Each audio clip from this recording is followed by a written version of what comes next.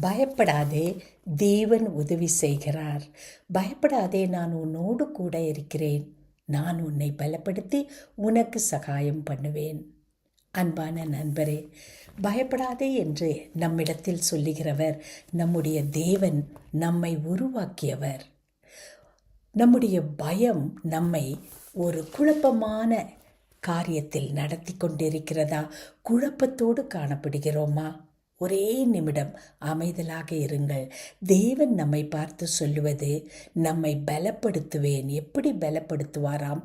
நம்முடைய மன ரீதியிலே, நம்முடைய கலக்கங்களின் மத்தியிலே, சரீர ரீதியிலே, ஆவிக்குரிய ரீதியில் கூட நம்மை பலப்படுத்துகிறேன் என்று சொல்லுகிறார். இந்த வார்த்தையை நம்புங்கள். எந்த தொல்லைகள் நமக்கு இருக்கிறதோ, எதெல்லாம் நம்மை குழப்பப்படுத்தி கொண்டிருக்கிறதோ, அதை அப்படியே விட்டுவிட்டு, தேவனே நீர் எனக்கு கூட இருப்பதற்காக, சகாயம் பண்ணுவதற்காக நன்றி என்று சொல்லுவோம். அன்பின் பரம தகப்பனே, எங்களுடைய கலக்கமான சூழ்நிலையில் நீர் எங்களோடு கூட இருந்து எங்களுக்கு உதவி செய்கிறபடினால் உமக்கு நன்றி. இயேசு கிறிஸ்துவின் மூலமே ஆமேன்.